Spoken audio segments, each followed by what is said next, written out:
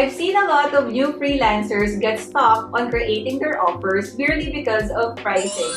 Questions like, should I charge per hour or per project? Or should I charge a fixed fee on a monthly basis? And it's easy to get sucked into hours of debate about pricing when you haven't even landed your first client. If this is you, then stick around as I share with you 3 tips for pricing so that you can confidently decide how much to charge your clients. Based from my experience, there are at least 4 models that freelancers can adopt. That's per hour, per project, retainer fees for consultants such as lawyers and doctors, and by commission. For starters, I strongly recommend the hourly model for 2 main reasons. 1, it keeps things simple.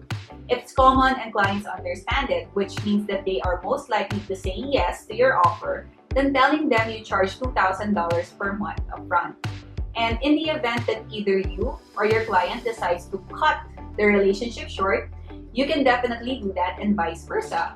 You can also extend the relationship for as long as both parties want. The second reason is that an hourly pricing guarantees that you get paid. There are certain circumstances before that I charge on a per project basis, but the project took longer than expected. And after crunching the numbers, it turned out that I was only paid around $3 an hour. So unless you're confident with what you can deliver within a specific time frame, the hourly model is your best bet in charging for your services. And I'm sure your next question is, so Nikki, how much should I charge? Let me share with you 3 techniques to finding your ideal rate. So the first technique is to double your presentment price.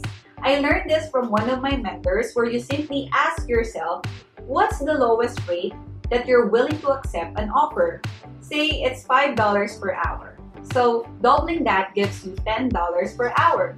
That benefits you for 2 reasons. 1, at that rate, you should have enough motivation to deliver your best work. 2, it gives you a buffer for price negotiations.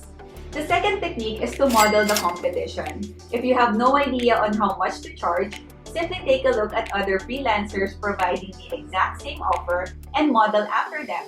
Sooner or later, after you've gotten results, you'll be able to create your own unique offer and price your services based on the results you can deliver. And lastly, if all else fails, the third technique is to default to $10 per hour. Yes, you can always adjust your price up or down after you've received some feedback from your market and gotten more experience.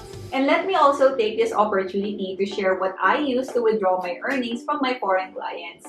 Recently, I made the switch from PayPal to Payoneer because they have more competitive currency exchange rates and they charge lower fees as compared to PayPal.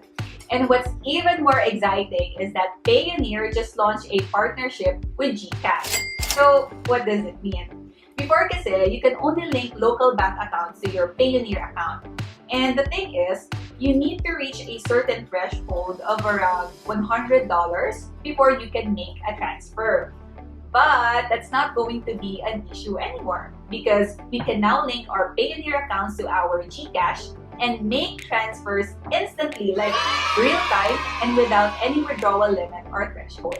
This feature is really convenient for freelancers simply because from your GCash account naman, you can directly pay your bills. So if you'd like to make the switch as well, I'll be putting my affiliate link below, and if you sign up using my link, you will receive a one-time $50 commission or 2,500 pesos once you have received a total payment of $1,000 from your clients in your Payoneer account. If you found this video helpful, give it a thumbs up and feel free to share this video to your friends and relatives who can benefit from this vlog. Again, this is Nikki B. I hope you found tons of value in this video and I'll see you again in my next vlog.